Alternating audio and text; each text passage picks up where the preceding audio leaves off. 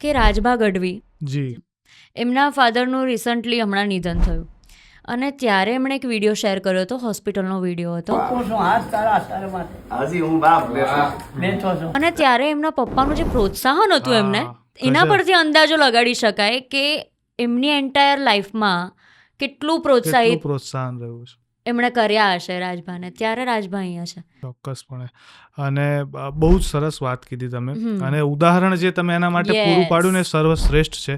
કારણ કે જે રીતના એ સંબંધ મેં જોયા છે, જે રીતના એ ભાવ જોયા છે, રાજભાને વ્યક્તિગત રૂપે મળીને જે એમના પિતાની વાતો એમના મુખે સાંભળી હતી, જે પ્રોત્સાહન આપવાની, બહુ અદ્ભુત હતી.